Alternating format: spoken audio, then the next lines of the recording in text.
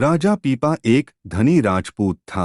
एक बार उसके दिल में ज्ञान प्राप्त करने की इच्छा हुई। उसने वजीरों को इकट्ठा करके पूछा कि क्या कोई ऐसा महात्मा है जिससे मैं ज्ञान प्राप्त कर सकूं। वजीरों ने कहा, महाराज, इस वक्त तो जूते गांठने वाले संत गुरु रविदास जी हैं, जो आपके महल के पास थोड़ी दूरी पर ही रहते हैं।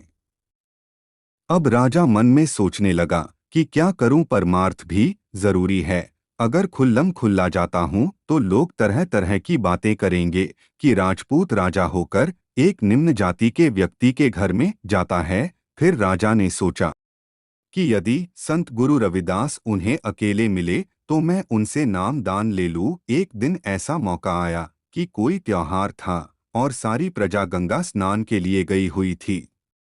इधर राजा अकेला था और संत गुरु रविदास जी का मोहल्ला भी सुना था, कोई अपने घर पर नहीं था।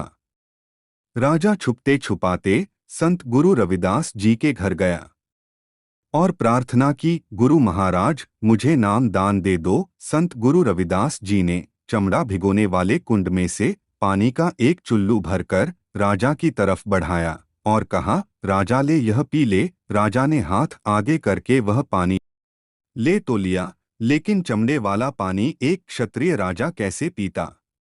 उन्होंने इधर उधर देखा और पानी बाहों के बीच में गिरा लिया। संत रविदास जी ने यह सब देख लिया, परंतु जुबान से कुछ नहीं कहा। राजा चुपचाप सर झुकाकर वहां से महल की ओर चल पड़ा। महल जाकर उन्होंने धोबी को बुलाया और हुक्म दिया कि इसी वक्त इस कुर्ते को गंगा घाट पर धोकर लाओ। धोबी कुत्ते को घर ले गया। उसने दाग उतारने की बहुत कोशिश की, पर सब कोशिशें बेकार गई।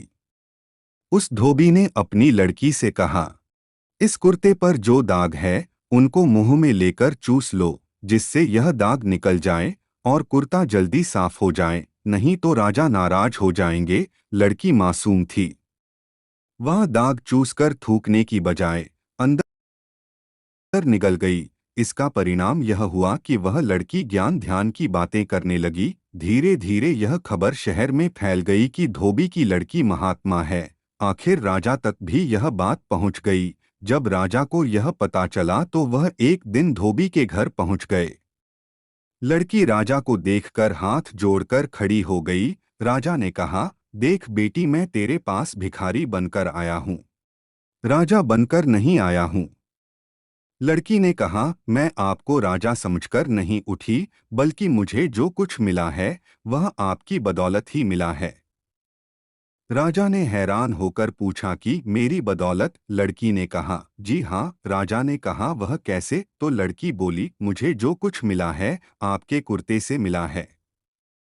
जो भी भेद था आपके कुर्ते में था। यह बात सुनकर राजा अपने आप को कोसने लगा और कहने लगा कि धिक्कार है मेरे राजपाट को, धिक्कार है मेरे क्षत्रिय होने को। जब राजा को ठोकर लगी तो वह लोक लाज और ऊंच नीच की परवाह न करता हुआ सीधा संत रविदास जी के पास पहुंचा और हाथ जोड़कर उसके पैरों में गिर गया और कहा, गुरुदेव, वह चरणामृत मुझे फिर से दे दो। संत रविदास जी ने कहा, अब नहीं, जब तू पहली बार आया था तो मैंने सोचा कि तू क्षत्रिय राजा होकर मेरे घर आया है तो तुझे मैं वह चीज दूं जो कभी कष्ट ना हो। वह कुंड का पानी नहीं था, बल्कि वह अमृत था, ज्ञान का भंडार था, लेकिन तूने चमड़े का पानी समझकर उससे घृणा की और अपने कुर्ते पर गिरा लिया।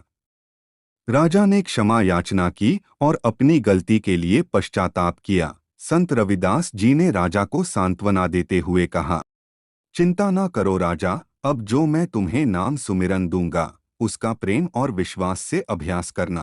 वह अनमोल खजाना तुम्हें अंदर से ही मिल जाएगा। राजा को समझ आ गई और उसने संत रविदास जी से नाम दान लिया और महात्मा बन गया।